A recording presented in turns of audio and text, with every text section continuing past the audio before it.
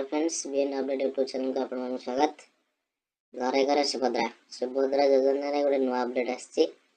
जो माने एलिजिबल हेतले और पेमेंट मध्य पाई छंती से मानो पई ये अपडेट टी रही छि। जो माने पेमेंट पर्यंत पाई नाते से मानो पई अपडेट नै है किछि, तो से माने वीडियो को स्किप करके जाई परिबे, न देखले भी चले। जो माने एलिजिबल हे छंती पेमेंट मध्य पाई छंती वीडियोटा से मानो पई जानतो।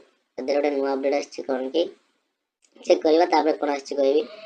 ठीक सुभद्रा पोर्टल को आसला परे आपण माने एप्लीकेशन स्टेटस ऊपर राइट साइड रो कॉर्नर ऊपर फर्स्ट से एप्लीकेशन स्टेटस तार ऊपर क्लिक करिकि ए पेज रे से आधार कार्ड नंबर हाउ सेंड ओटीपी पर क्लिक करी अपन ओटीपी सबमिट करिकि लॉगिन हे परिबे। ओके, निजे स्टेटस देखिया पे तो से आपन को ओटीपी आसला पर ए पेज को नै आसीबो, जहा ऊपर आपन को डिटेल्स किछ रहबो, ना रहबो सेटा को हाइड करो किछ आउ कंप्लीट हे तो स्टेटस सब देखैबो को दिन पेमेंट हे छि।